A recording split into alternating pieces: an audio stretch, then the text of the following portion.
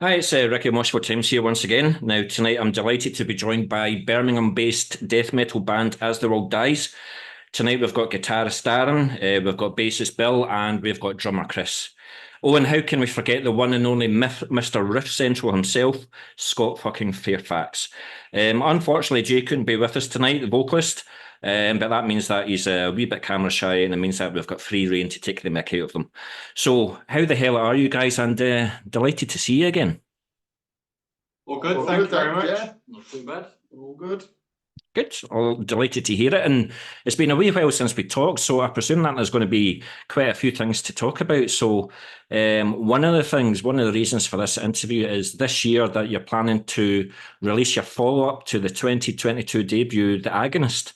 But before we get into what you've been getting up to, I'm just wondering if we reflect back on The Agonist, is there anything about the album that you wish you could have the opportunity to redo, or were you happy with it? That's a period in time of As the World Dies, or you wish you could tweak something if you had the chance to redo it? There's very minute things that don't really matter in the scheme of things. No, I think we're very proud of it. I think the music side, very proud of it. Yeah. We wish that we could have done more promotion with it. Is the downfall for us. Any promotion. We feel that it's a very good album, and we were very happy with it, but we don't feel it was promoted enough, and therefore, I'm sure one of your questions will be about changing labels, and that's the one thing that let it down. Was it's not enough people know about it. Yeah. Well, the reviews that I saw, it was all very positive. I've been keeping an eye on your social media, like your Facebook, for example. You're up in the 5,000s and stuff like that. So a lot of people have heard it, but does it feel then like you're starting again as a new band type thing? Is that the type of feeling that you get? This is the first real album where you're going to get the big push? Yes, the new label that we're with, we know the difference that's going to make, and we almost feel that we've got to justify that with the music now. You've always got that second album syndrome. Second album syndrome. So. We were very happy with the first album, and in a way, it's kind of a shame that it didn't get the promotion that the second album's going to get. And we're very conscious of that second album drop. Hopefully, it will pick people up, but we hope that it will push them towards the first album as well. Well, I know us at Moshville Times and Moshville Radio like you guys a lot, and we're certainly doing a bit, and we'll continue to do a bit. But again, before we talk about the new stuff, you've also had a slight lineup change since the debut, with Ash leaving with your best wishes, and in comes Darren, formerly of All Consumed. So Darren, how did it all come about, and was it an easy decision to join these lads? No.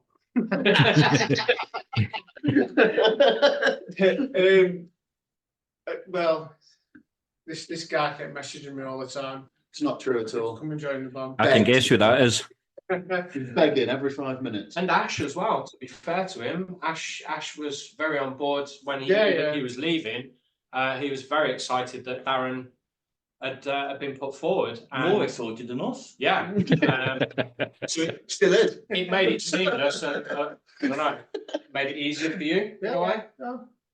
So when did it all happen for you, Darren? Like, when did the balls start getting motion and stuff? When was it now? A couple of months ago, wasn't it? Yeah. It's very quick as well. Because I know that you just released your album through All Consumed as well, so it was a bit of a moment when it came on social media, Yeah, well, the decision was already made so that I was leaving All Consumed before this came about. Yeah, We'd already had that conversation that's what we were planning on doing. Yeah. And then when Ash left and that gap came, I thought, there's your man. Yeah. Well, first of all, Darren, how does it feel to be the seventh guy that they approached to be a guitarist for the band then? Sorry, Mike. There was that bloke outside.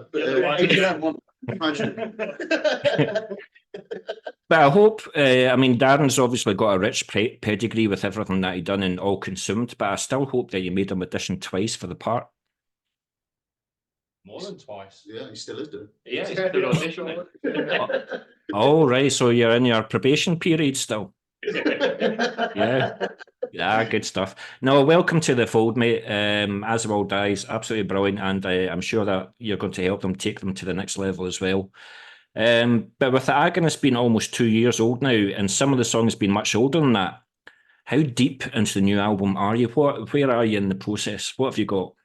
It's done. I wouldn't say it's done. Well, It's we've got 13 done. 13 working tracks, and we just need to now nail them down. We're in the mix process with 8 or 9 of those. 2, 3, 4, 5, 6, 7. 7 Ready to mix. 7. So there you go. 7 ready to mix on the board, and then got a little bit of vocals to do on a couple more. Okay. And we've got 2 guest vocalists that we're just waiting for their bits back from. Don't talk about that anymore because I'm going to be asking that later on. Okay. No, we're going to tell you now. But that's good to hear. But so is that the plan? Then you're going to do 8 or 9 tracks. So what's going to happen to the other 3 or 4 tracks? Do you see yourself maybe doing an EP in the future, or keep them for the next release? We've got about 30 tracks on the board upstairs. Yeah. Bloody hell. We've got loads of material. It's going to be down to the record company this time, rather than first time round. I think we kind of had what we had, and we were just keen to get that out. It was almost a closed concept with the tracks we had. This time round, Scott keeps churning more and more and more out, and we're all on catch up with him. So what we're having to do is, yes, there is probably 30 odd tracks up there.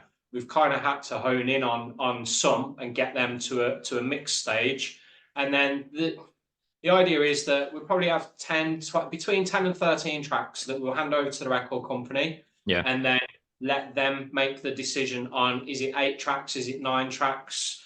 There's talk of maybe doing a split with another band at some point. So do we keep a track back for that?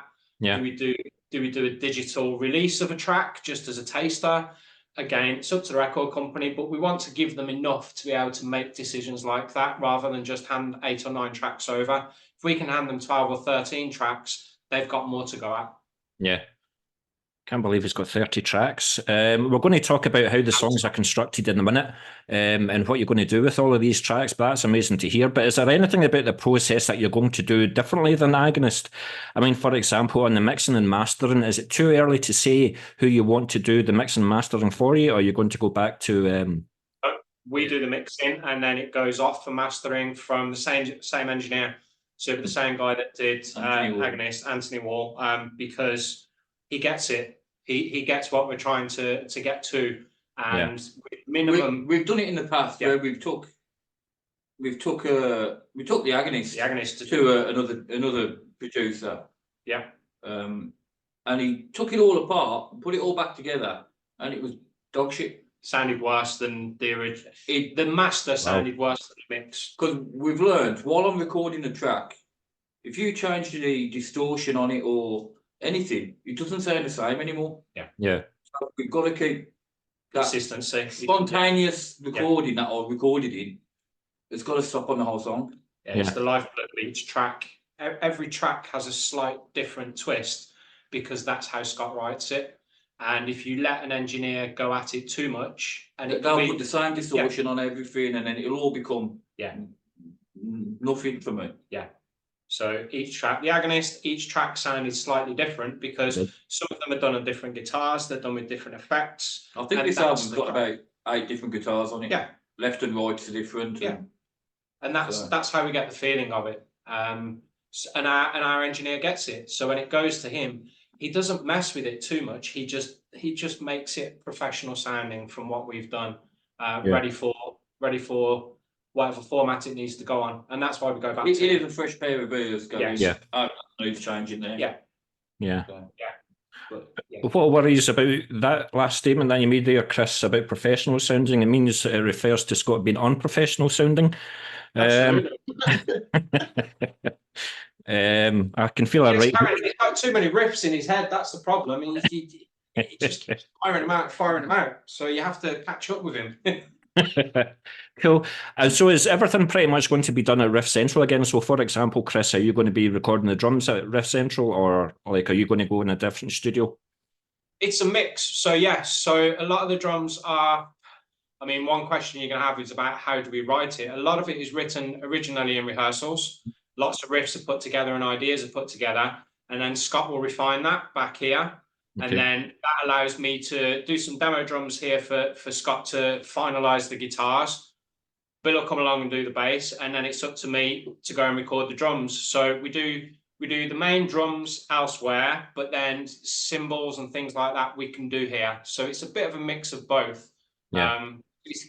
It's interesting to do it that way, but it also gives it a much bigger feeling, I think. There's some electronic. Yeah, there's some stuff on there electronic as well, drums so- on there as well this time. So yeah, it's a process that we go through each time, and the process works for us. So yeah, it's a bit of messing around, but it works in the end. Cool. Isn't it?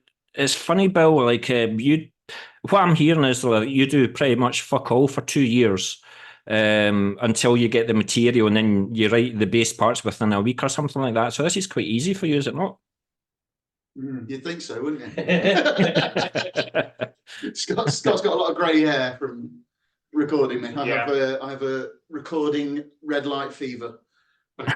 He makes me turn away from the screen and just play, and then eventually just tell him to shut the fuck Stop up. playing too hard. Yeah, stop playing too hard. In tune. Have you That tuned was it? shit. That was shit. Yeah.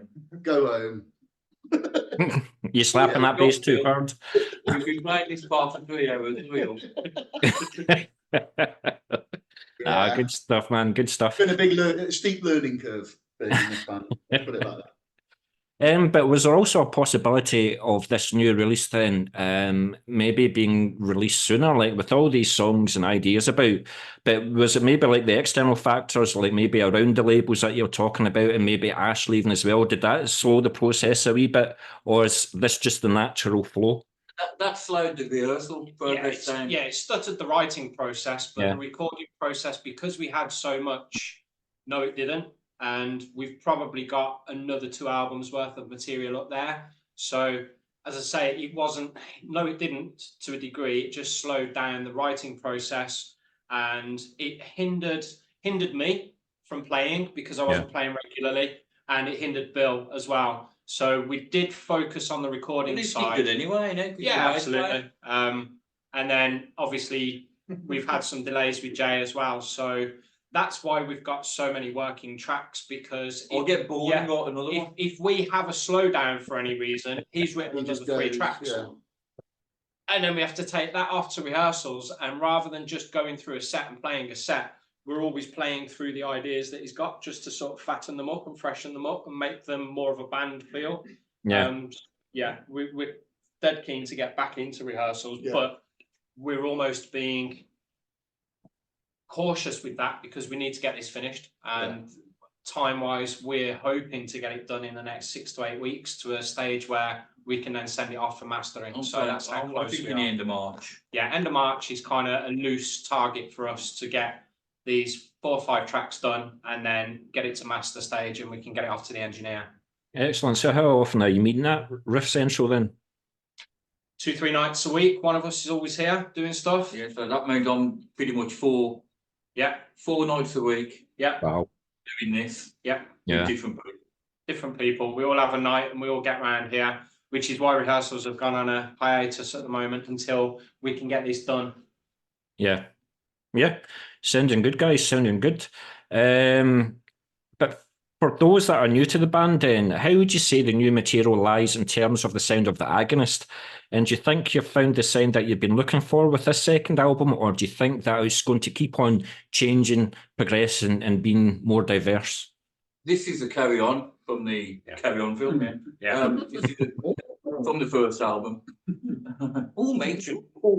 Yeah, there's tracks that there's tracks on this one that we were writing whilst we were finishing Agonist.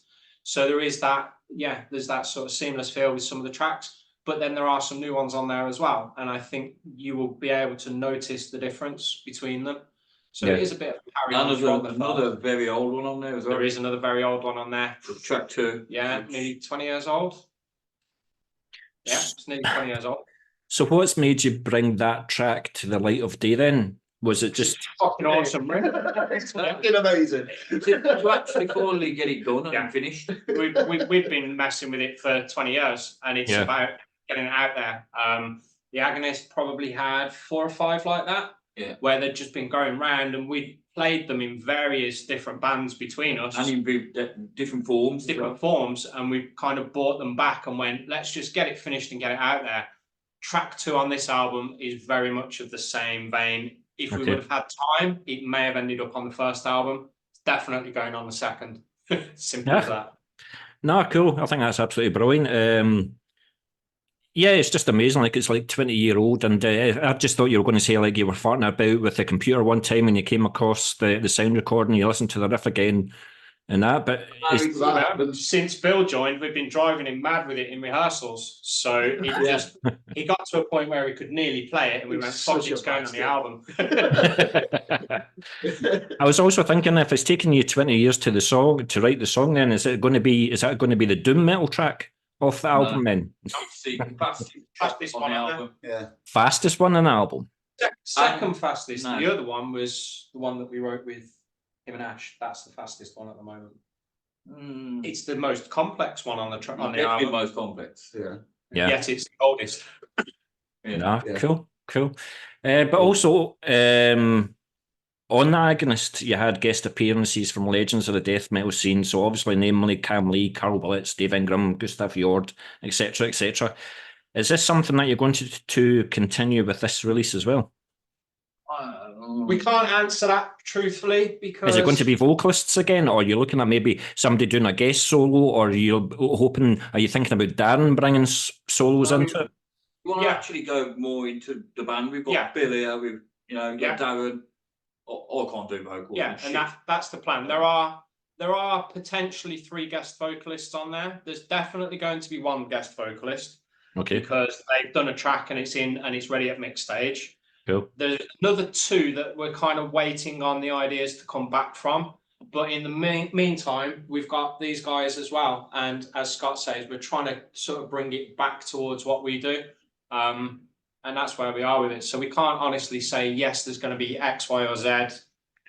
We're not finalised. And there's got to be a point where you stop doing, we've got this chap from this band and this chap, just to get the names in there. Yeah. It's about the music, it ain't about the names. It's got to do it itself. Yeah. Also, it's pleasing as well. Like, we're going to talk about gigs later on in the interview and stuff like that. But I'd imagine, like, when you're playing live and you can get Darren doing his vocals, you can get Bill doing his vocals. It adds so much to the experience for the gig goer. You know. So very much looking forward to that. Yeah. So Darren, it looks as if you don't have a choice, mate. You're in. You're doing it. That's great. Thanks very much for that. So we kind of touched on it here and there, but this is probably a question for Scott then. So how are the songs constructed in the studio? I mean, now that you've got 4 full-time members of the band, when constructing the new material and with the band members having their own personal taste in music, how would you say you keep it all together? Like, for example, when negotiating what stays in and what goes out of a song? Well, to be honest, I write the whole song still. Put it in Dropbox. They either like it or they don't. Yeah. Yeah. If one person doesn't like it, it doesn't get done. So that's how it is. Whoever that one person is, they will have balls to say no to you. Then. Oh no, it's honesty. No, to be fair, it's not like that at all. Some tracks they're too electronic. Yeah. Or too this or too that. Because I'm writing for 3 bands all at once, so sometimes they do cross the lines, and I don't know where that line is. So it's up to Chris or these guys. Some of these tracks were actually written at the old. Yeah, they were written with Ash. They were written a long time ago, but then we were all in the room chipping in, and they come back here and they develop. At some point, somebody's got to take control over. Yeah. But it's quite often we might write a riff in rehearsals, do something in rehearsals, then Scott will bring it back and put it into a demo version, and it doesn't sound like us at all. And then he'll rehash that, and it becomes H Drive Project, or it becomes something else. He's got that many different things on the go, but that's fine, because he might write something for H Drive Project, and he'll drop it in Dropbox for us to listen to, and we'll go, "Fuck, that's us," and there we go. So there's lots of chopping and changing, and it all just flows out of him, and we just have to grab the bits that are us, and let go of the bits that aren't. And I think that's key to it, is all of us being able to say, and if it isn't, he will take it and redo it and realign it for something else. So there's a lot of honesty, and there's no egos in the band, and I think that helps. Apart from Bill. Apart from mine, yeah. Which is completely out of control. Absolutely. Well, you basically answered the next part of that question, because that's what I was going to ask you, Scott. With you doing H-Drive, Memoriam, and As the World Dies, how do you do it? Do you sit down one night and say, right, I'm going to write Memoriam tracks, and then you get a riff together and you went, wait a minute, that goes into As the World Dies better than it does Memoriam? Memoriam and the other two don't really mix, because it's a totally different guitar tuning. But H-Drive and As the World Dies is both in dropped A. Yeah. So they can intermingle. Yeah. And talking, see how you talked about diversity a wee bit, like I know like your ambience and the cinematic side of sound and music with H-Drive. Are you going to bring some of those aspects into As the World Dies as well? Are you going to bring some? Well, they had them on the first album in areas anyway. Yeah. Is it going to be more same? Pretty epic sound. I think it's not. We've kept it so we can actually play it live a bit more now. We might have to use a few backing tracks. We don't know yet. Yeah, we've not actually got that far. Yeah. But, and this is the follow-on from the first album. So the first album had some of that, and we've had to probably scale back a little bit on the second album so we can play them live. So we've gone back to, well, how did we do that in rehearsals? How did we construct that? And then we'll go back to that version, so it's a raw version, and then Scott can then go back in and overlay over the top to what sounds appropriate to that. But it means that when we play it live, we can strip that back out if we need to. Or replace it with a guitar part or something. Or So Darren, I'm interested to hear with you being other guitarists then, like what wee tidbits have you brought to this project? Nothing as yet. It's all been pretty much written, all the guitars. For me, it's just been catch up, basically. Yeah, unfortunately, I think you came in as we'd most of finalised a lot of the tracks. So he's not really had a chance to put your stamp on it yet. But already in rehearsals, we can see how it's going to change for the third album. And that we're already excited for that, aren't we? Yeah, but we've been talking about this third album for about 10 years. Yeah, we want to go towards the Entombed way and this. And we still never get there. We still end up back on the same path that we're on for 1 and 2. Yeah, it's just a natural thing we do. So. Yeah. Well, if it works, don't break it. So just keep on doing what you're doing. But with the recording process, other than Scott, then, how is the recording like for you all? Like, is there some tracks that you just got straight away, or was there a track that really annoyed you, Bill, that took you time and time and time again to get it done? Every single. Well, I'm gonna let Bill explain this. I'm sitting back. I literally have just got. Set up and explain, mate. I made it tough for Scott. I made it tough for Scott. In what way? I don't know. So what do you get? Do you get like the guitar riffs and stuff like that, and you base your sound along that, and you then Scott hears it and he's like, nah. Fuck that, do this. Yeah, pretty much. No, it was a bit more open than that, but we challenge you constantly. Yeah. It's been great, and he won't say it, but I have improved. It's improved me no end being in this band, because it moves so quick. Like, we'll go into the rehearsal studio and he'll walk in and go, fuck rehearsing tonight, I've had a riff in my head. He comes in, by the time I've learned that riff, he's written the next 3, You've learned the second one. He goes, I've changed the first one. And, you know, like by the end, you just walk out a shell of a human being. And I drive home, wondering what the fuck's just hit me. But that's actually really funny, because the next line of my questioning is, have you called Scott a few different names during the process? During every fucking I've never called him Scott. No, It's good to see, and it's good to hear that as camaraderie within the bands, but there's also obviously the serious point and stuff. So, I mean, it's one of Scott's babies and stuff like that, so obviously he's going to take pride and joy over it. So, Bill, get it fucking right, will you? It's just more than Chris's baby. We started it years and years ago. Yeah. So. Yeah. Well, it's actually quite funny as well, because I know that you're a wee bit of a whore on social media, Scott, and you do like live stuff, and people can watch you construct the riffs and things like that. But what you maybe forget is the constructive feedback that you give fellow members of the band when they do their part of the songs. I'm thinking of an example where you got Jay to come back in from the studio, come here and sit right next to me and listen to this. And the words that you said, what the fuck was that? When Jay was, it was the pronunciation of the. I think you just done it a couple of weeks ago. You just got a new one with him. Yeah, fear. He can't say fear without it being fear. Yeah. Okay, fear. It's not two words. It's not fear. It's fear. Yeah. To the point we end up changing the lyrics because we can't hear that fucking word again. So how many times have we rewritten it?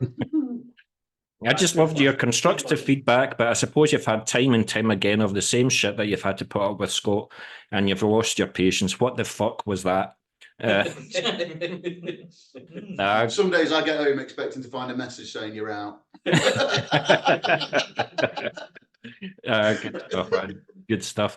But I wish Jay was here, because I was going to ask him again. Like, with him being the vocalist of the band, does he do all the lyrics for the songs, or does he welcome contributions from the other band members? He writes a draft, and then we will do a demo using that draft, and then usually by the end of recording that demo, we've shredded it and started again. So Jay writes the initial lyrics, and then the rest of us amend them. That's probably a kind way of putting it. Edit, yeah. But he's on board with that. I think, again, it's that camaraderie between us that he can put the lyrics in front of us, wait for us to rip the shit out of them, and then he will sort of put his stamp on it. Yeah. And that's what Jay's all about.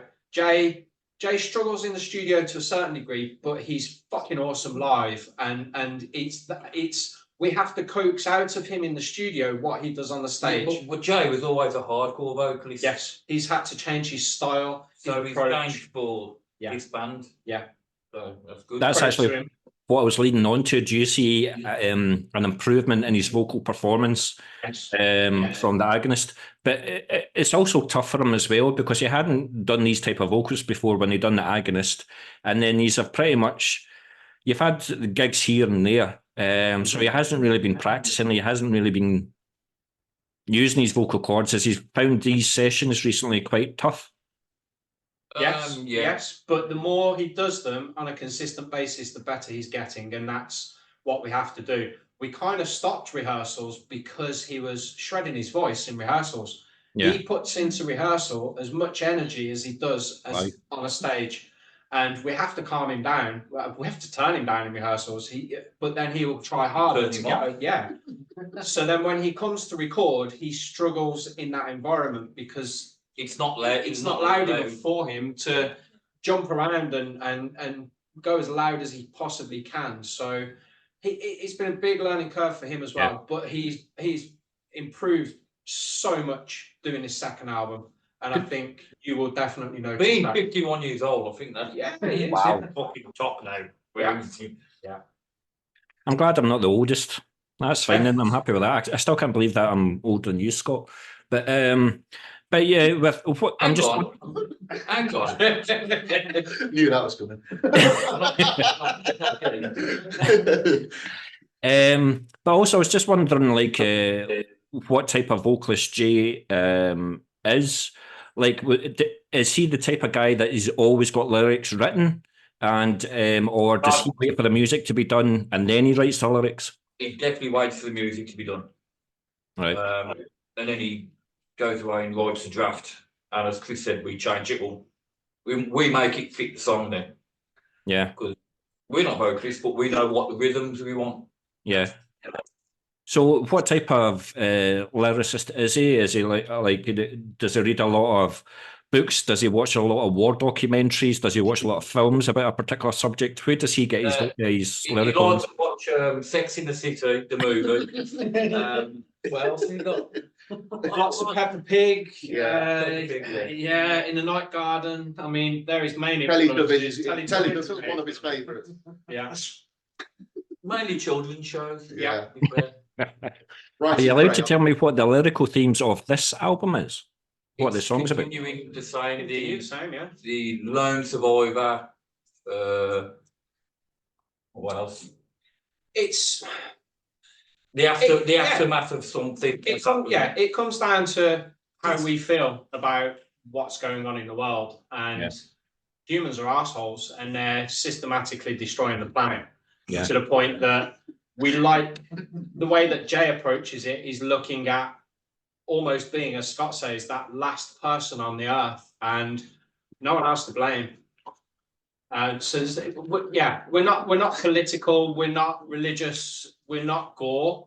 Yeah, it's more psychological, I suppose, is the route we want to take with it. And yeah, I suppose the message is if we carry on doing what we're doing, then there ain't going to be no one left, and that's not a bad thing. That's the planet taking itself back. So that's kind of the theme that's continued from Agonist into the second album, and I'm sure it will continue through third and fourth as well. There's lots of subject matter for us to go at with that without being political with it. Is he quite quick with the lyrics? No.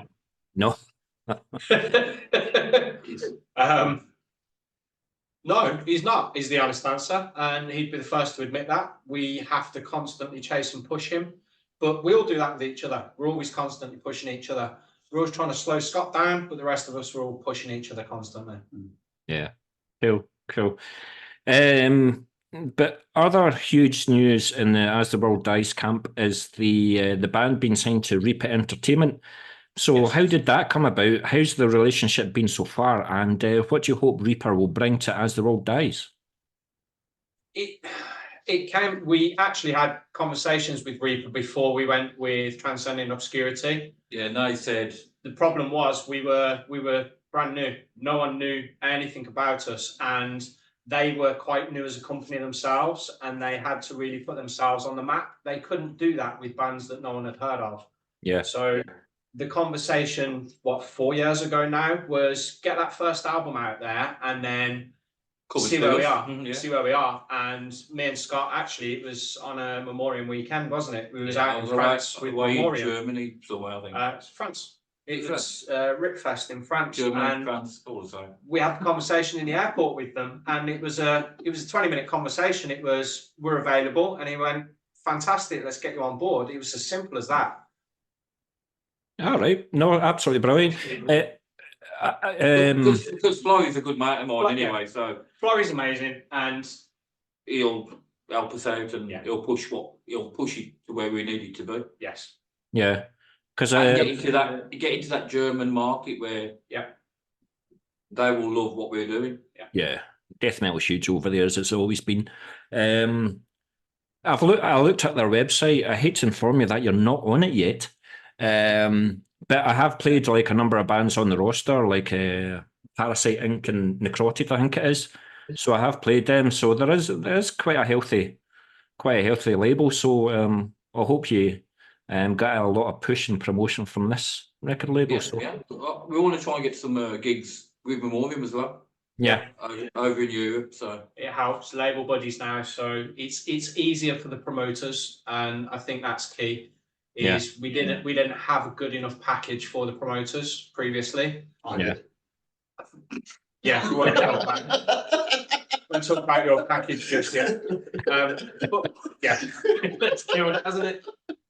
We hope the package minus bills is going to be better for the promoters. Bill, I know you're going to get a text when you're driving home, mate. I know you're going to get that. yeah. P45. So I'm just wondering, we're going to go back to the album. I'm just wondering, like, what you're planning on doing. If it's going to be like nine songs, say, are you going to release one or two before the album release? Are you thinking of like doing a video side of things?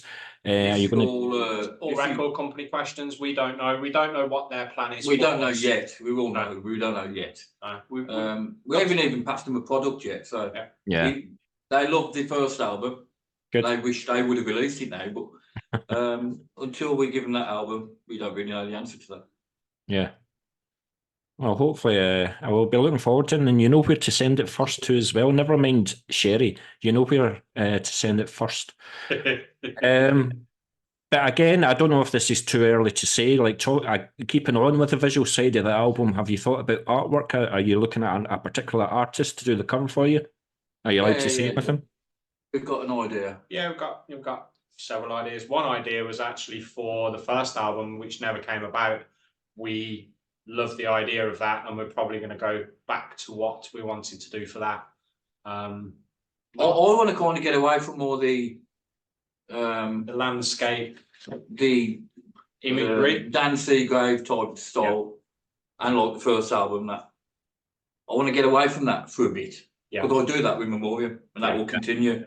I want to do something different. Yeah, and we've got a really good idea. We've been thinking about it for years. So yeah, again, it's what we envisioned for the first album, but because of the way Transcending Obscurity are and the artwork side, it kind of what we did we were happy with. Absolutely, wouldn't change it now. But that concept, that idea, is still gnawing away at us.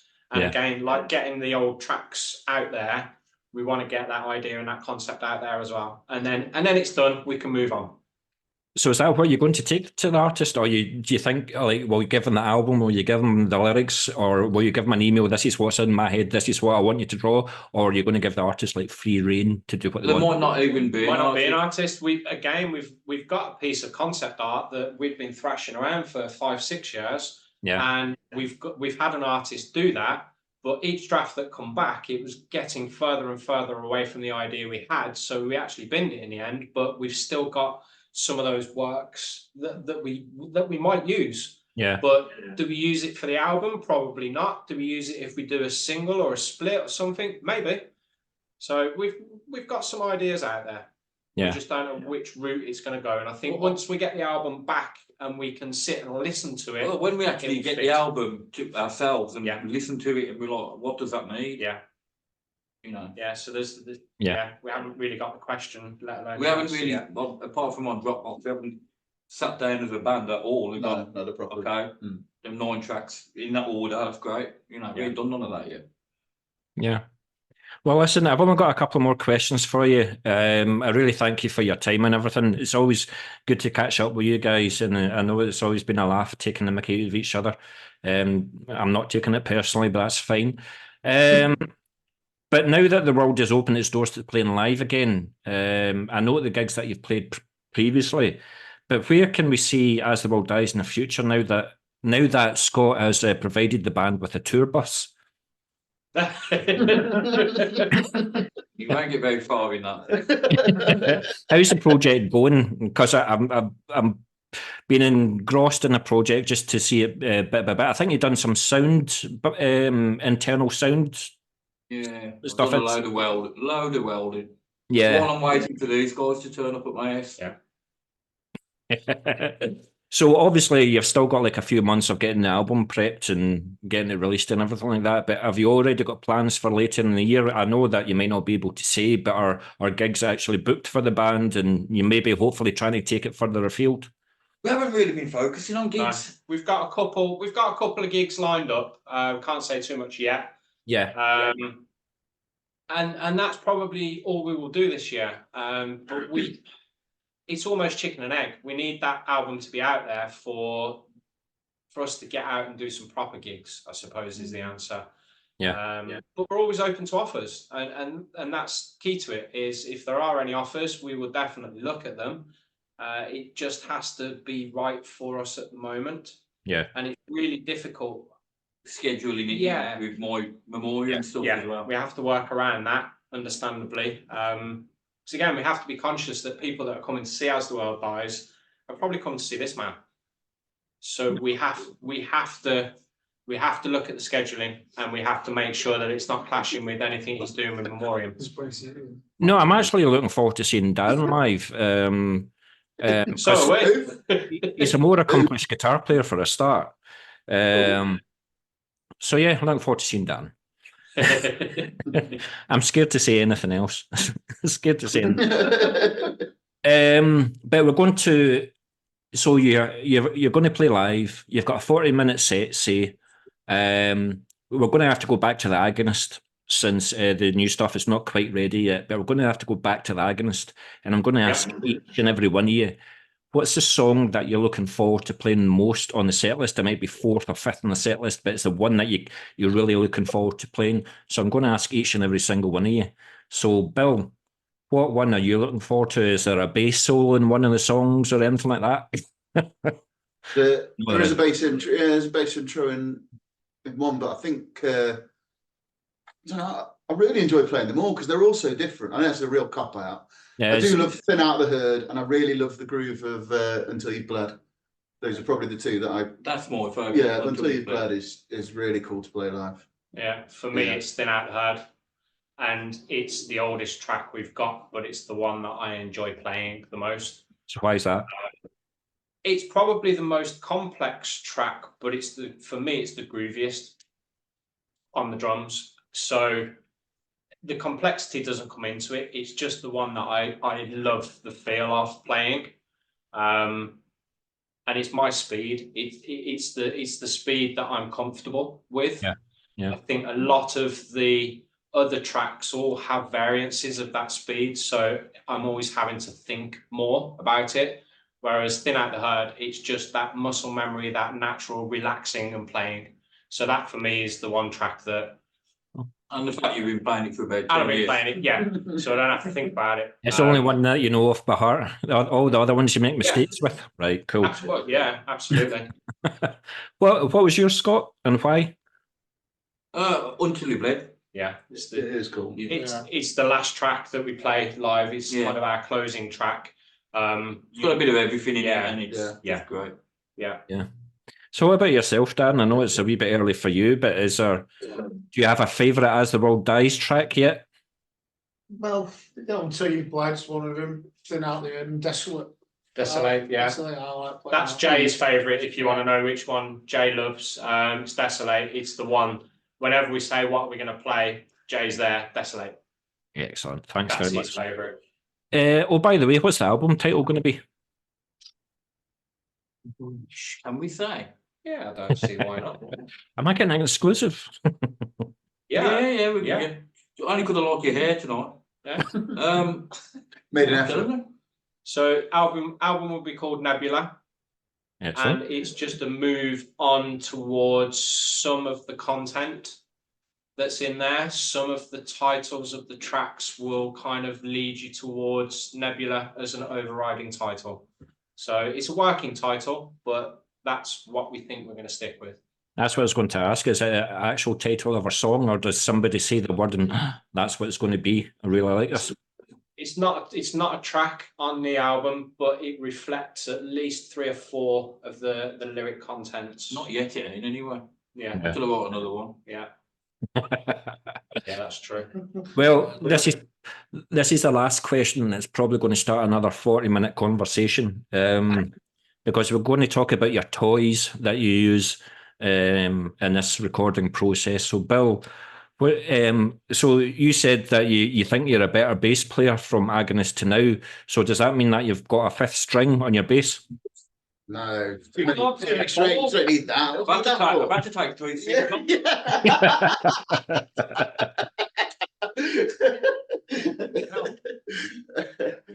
No, stick with the 4 string.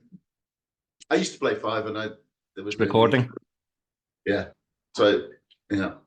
So what What do we use my bass? I use Scott's bass. All right. So what is it like? What pedal, what amps and stuff like that? What's your setup? Well, it's all every track is different. Yeah, Totally different. Okay. Yeah, And same as the guitars. I've matched to bass while he's playing to the rest of the track. Not picked a bass sound and then made the track around that. What worries me then is like when you're actually going to be playing live, because each is different. You're going to have 8 basses, 16 guitars. Because it's written in rehearsals, so it's written around that core of what we've written in rehearsals. We did the same thing with the first album. Yeah. And you haven't noticed there's about 6 different guitars on there. And no, there's three different takes of drums. Yeah. Thin Out the Hair definitely stands out, for example. Yeah, because that was recorded at a different time. That was recorded a long time ago. It's never changed. So we didn't need to re-record the drums because it was already done and recorded. That was recorded in our old lockup. Yeah.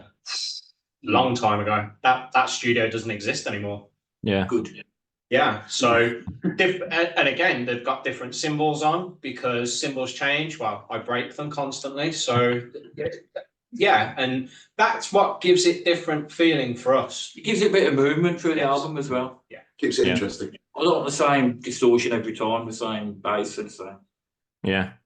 We even change kick drums and stuff. Yeah. So what? So what about when you play live then, Dan? What guitar are you going to be using? What's your setup? What's your pedals and all that? David Jackson, Randy Rhodes, same guitar, and Kemper amp. That's simple as that. Has Scott tried to influence you in a different make and model of guitar, or? No, not yet. No, they've all got the same tuner. That's it. Apart from that, Yes. And the same noise gate now. same noise gate. Yeah. Oh, no, yeah. They all copied me on that. Yeah, it was good. It worked. Yeah, They haven't got angles yet though. They should have. I used to have one. Set on fire. Had a gig, Well, listen, guys, honestly. it's been an absolute pleasure talking to you. And just to show you for the record, I do have the Agonist here. So looking good. And thank you very much for signing it for me. I do play it in my car a lot as well. It gives me road rage, but I do play it. What's your favourite track on there? It's the first one that was. I'll tell you in a minute. It is Save the Earth. Save the Earth. Okay. You got me there, you fucker. But Save the Earth has always been the one that stood out for me. Yeah, and I was actually disappointed to hear that it was none of your favourites. So it probably means that when I do see you live, you're not going to play it. We do play it live. It's the first track that we put into the set. It's the first track we actually put on YouTube as a demo as well. It is, yeah. It's a cool track. Like I said, I love playing them all live. It's just Okay, if you like that one on the new album, there is another track that comes after Save the Earth. So all let's right. cheat it for you. It's written in the same vein as Save the Earth. Oh, we did with that song. Yes. All right. It's a bit of a part 2, if you know. Yeah, part 2 if you like. It's Save the Earth to us, but to Jay, it's Save their Earth. Good stuff. Well, listen, I hope it's going to be released before the summer and stuff like that. You know exactly where to send it. Looking forward to hearing it. But Scott, what's happening with? Does that mean that once As the World Dies is out of the way, I know Memoriam might be 6 to 9 months since that album's been released. Are you going to do a couple of tracks for H Drive Project in the meantime? I've already done them. I'm just going to get them mastered now. Yeah, they're all finished. Yeah, is it going to be the same idea as the first? Yeah, me and Carl have actually we've done 4, so we can do 2 more vinyls, he said. Yeah. No, we're just going to just continue like that. We get a set of vinyls at the end of it. Yeah. No, cool concept, cool idea. And I do actually like him, guys. He's all right. It takes a lot to tolerate him. I do feel sorry for you every time he's recording you and things like that, and he's constructive and trying to push you and stuff like that. But I do feel for you, but don't take it personally. He's only Scott. That's all he is. He's only Scott. You know what I mean? So it's an absolute Well, pleasure. motivational speaking. That's his new career after this is all done. Motivational speaker. Next time you're putting a gig on, it's Scotland. Chuck us an offer. We'd love to come up and play. Well, absolutely. I do have a couple of ideas in mind, and a couple of ideas are coming into fruition. So it depends on. I mean, I've got a nice 3-bedroom house and stuff like that, but I think Scott would rather stay in the Hilton. I've got my camper. I'll have He's the got his camper camper van. van. As long as you got a driveway. By the time you offer something, that'll be finished. He'll leave now. You know, Sherry offered us a gig. Yeah, we've got, You know, yeah. you haven't. I would take. Well, I do. This is still recording, by the way. I do remember talking to you, Mr. Fairfax, and you gave me some figures, and my heart missed a beat when I read that. That weren't for this band. That was for another band. But yes, very open to that idea. Very open to that idea. I remember them figures now. So Yes, you do. Aye, that's why my hair colour's the way it is. Thanks. But yes, we will definitely sort something out. Definitely need to see you guys in the flesh. Don't take that personally. I mean, You'll see all of Bill in the flesh. Go back to his package Yeah, now. our package will be there. You're getting a bit hot there, Bill. I'm boiling. You can make it part of your offer. There you go. there you go. Is that how this is going to work now? Absolutely. Get the red light. Yeah. Well, I do only have one double bed, so what happens in Glasgow stays in Glasgow. That's Oh, what that's I would good. That's There good. you go. Well, like I say, we'll do all we can for Moshville Radio, Moshville Times, and we'll do what we can to support you guys. Very much looking forward to seeing album number 2 and whatever else you guys' projects are up to. You know exactly where I am. Nice to see you again. Thank you. Cheers, guys. Thank you. Thanks.